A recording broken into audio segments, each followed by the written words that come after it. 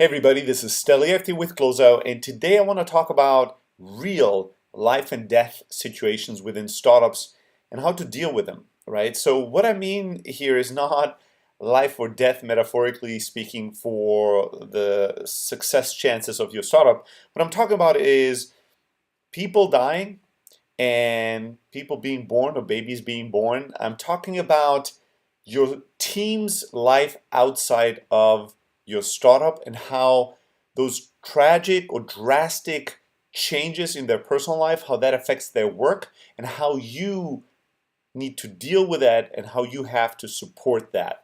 So, unfortunately, this year we had to deal twice with death in the family type situations within our team members. And fortunately, we've been blessed many, many times. I think we're going, I don't even know, it's more than five, it's approaching 10, it's crazy. How many times we had team members launching babies, so creating new life and growing their families. Um, so we've had both kind of very tragic situations within the team and lots of, very joyous, very, very happy situations happening in the team. In both cases, though, really the common denominator is a drastic change in people's personal lives, right? Either something shocking and something unexpected, or something that was, prepared for and planned for, but still at the end of the day will kind of rock their world and completely change their personal lives, and with that affect their work as well. And as we're continuously working on the culture at Close and trying to make this the best place to work for all of us, and trying to really create an incredible culture, an incredible, unique place and atmosphere and culture and environment for people to do the best work they've ever done and to be really fulfilled and happy at work, we are we had the chance and the challenge to have to deal with these situations and trying to learn how to deal with them well and how to make these situations moments that make the relationship between you as a startup or you as the founding team and your team members and the people that work for your startup even closer, even more intimate, even stronger, so that you can retain the best talent long term. So that's really all my spiel in terms of benefits. I'm not going to run down like all the reasons you should treat people really, really well and why culture really matters. I'm just going to presuppose that we're already in agreement. If you're watching, if you're listening to me, and if you continue to, it means that you already understand that you need to take care of your people, and investing in your people, investing in the talent of your teams is the most important investment that you can make and the best thing you can work on as a startup, right? I truly believe in long-term thinking when it comes to people and relationships and teams that you're building. And these drastic changes and shifts in people's personal lives can either be moments that destroy relationships or at least really hurt and rift relationships, or moments that really strengthen the relationship between you, your company, and the people that work with you and for you. And so the first thing that you have to ask yourself when you have to deal with an employee that, let's take the positive example, has to deal with family growth, right? They're launching a baby, they're getting a baby, they're expecting. First and foremost, the first question you have to ask yourself is coming from a selfless place. It can't be all about you. It can't be all about your company, your features, your timelines, your milestones, your roadmaps. It can't be all about you being inconvenienced about it, right? If the first thought that comes to your mind is like, oh my God, this sucks. This means that we're not gonna hit our milestone. This means that we're not gonna have this really important team member help us accomplish X, Y, Z. This means more work for me personally, maybe, whatever it is. If your first response is a selfish one, although I understand it might be a human thing, but if that's your first response, everything you think, everything you say will shine that through, and it will make the person feel terrible in a moment with the baby example where they want to feel supported, when they want to feel good, when most likely they were already nervous bringing this up because they are already stressed out about this. They already know this means more work for you. They already know this means that the team is going to have to carry their weight and their load, and that it might make it harder to hit certain milestones. So they come into the conversation already with stress and with pressure and with anxiety. And if the doesn't matter what you say, if the first emotion you feel is anxiety, stress, annoyance, whatever it is, they're going to feel that, and it's really going to bum them out. Most likely, it's really going to make them feel a certain way that they might never ever forget or forgive you, right? And this might be unfair, but it's just the way it is between human relationships. So it's really important to think these situations through. Luckily, we've been around the block a number of times, so this is not the first time we have to deal with that type of situation. And so it's easier for me, at this point at least, to first just put everything aside that has to do with the business, the company, my selfish needs and wants and concerns, and really just ask myself, wow, what does that mean for this person? Right? Is this an exciting thing, like with a baby? Are they happy? Are they excited? Are they anxious? Are they nervous? Let me focus on that, and let me try to support them in that feeling. Not now, please. All right, this is, no, thank you. There you go, room service. This is what happens when you travel around the world and you record a lot of these videos out of hotel rooms. All right, so the first question is, what does this mean for the person? Is this a happy moment? Is this a sad moment? How do they feel? And what can I do? And then what can we do as a company to support them? Because I know if I support them, right, that means long term, they're going to be in a better place. They're going to be healthier. They're going to be happier. They're going to be more fulfilled. They're going to be more sane, which in a long term view means they're going to do better work for me and better work with me. So if I'm not that anxious all the time, and if your focus is not so short term, if you really think in decades when it comes to people, you should really put their interests first, because if you treat them well and if they are happy, fulfilled, healthy human beings, they're going to do the best work for you, and not just for a short period of time when you pressure them and stress them, but in the long term, over years and decades, hopefully. So my first question is always, what does this mean for you? How do you feel? What do you need? How can we help? Those are the questions you need to ask yourself and the person. And you need to ease their anxiety. As I said, unfortunately, in tragic moments, it's the same thing. People are anxious about telling you about this huge life event because they're nervous that you're going to be stressed out. They're nervous about not coming to work, or they're nervous about not doing their best work at work, right? If somebody dies and you keep coming to work, you are not going to do your best work. You're not going to be really, you're not going to be really there, and rightfully so. How could you? So people are bringing that professional anxiety on top of that personal anxiety, and you need to ease that. You need to relax them. The best way to do that is to be relaxed, is to mean it, right?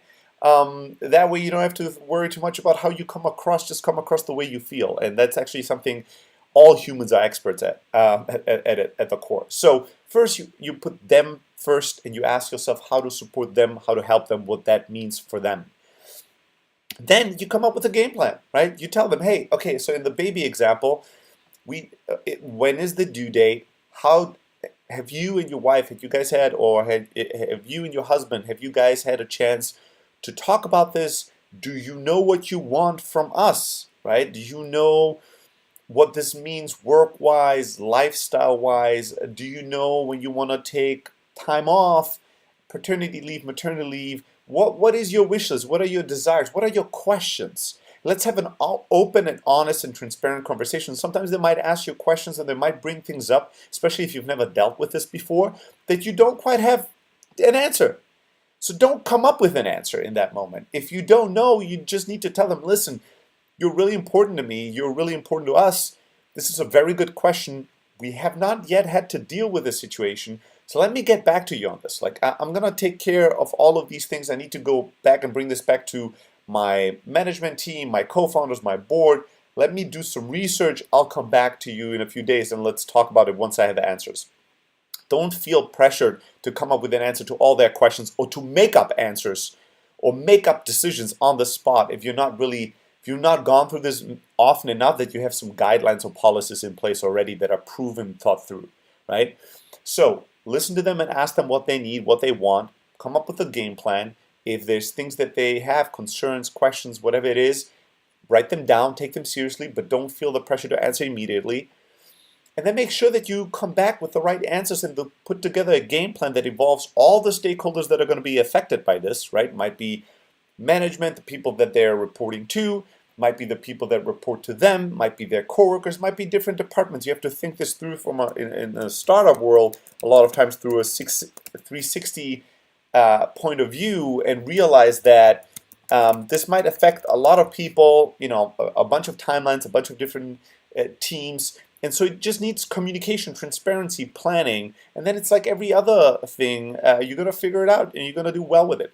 One other big thing that I'll bring up is that's really important and that I have seen pay really huge dividends is that oftentimes people will create way too much stress for them internally.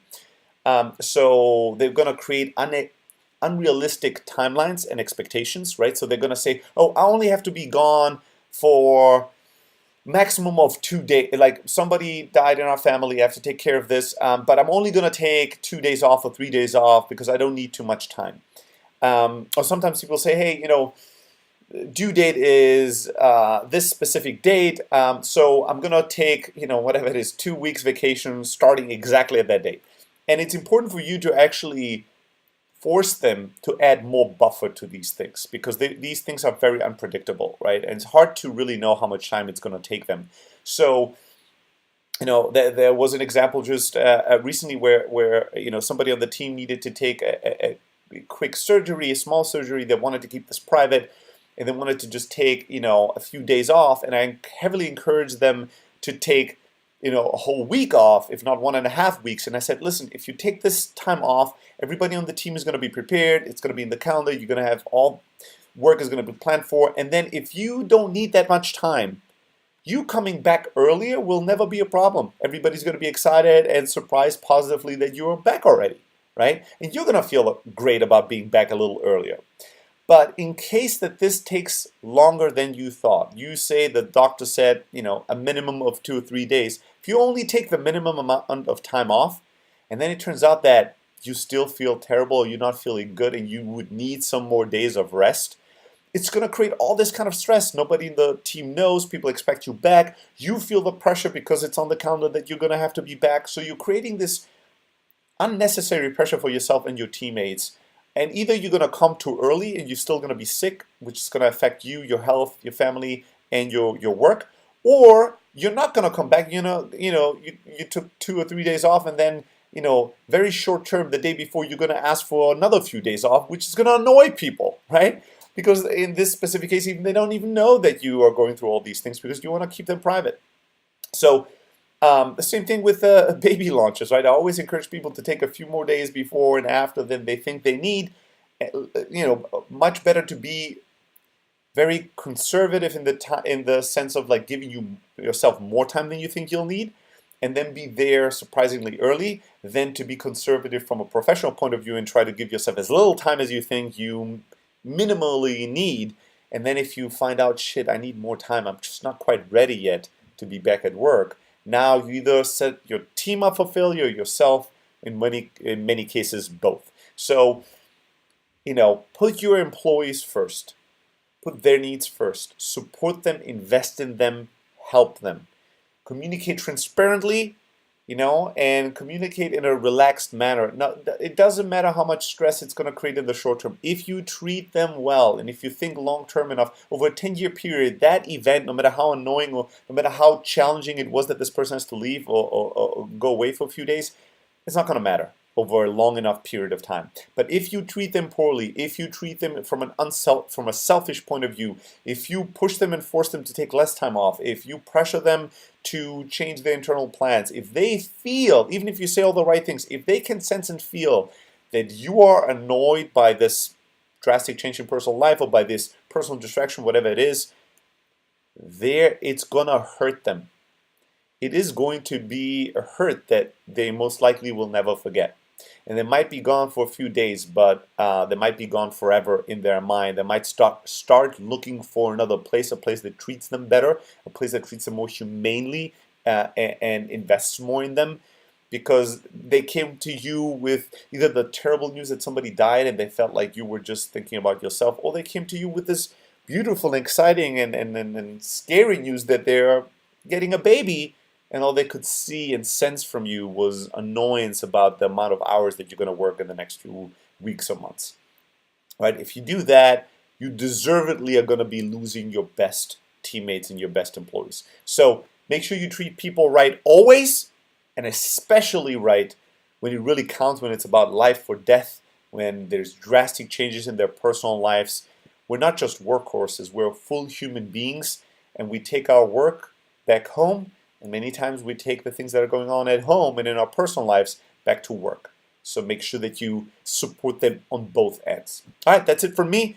I'd love to hear from you, good, bad, or any kind of other story or knowledge or wisdom that you can impart. You can always just leave a comment or send me an email personally at stelly@close.io. Always love to hear from you. Until next time, let's go get 'em.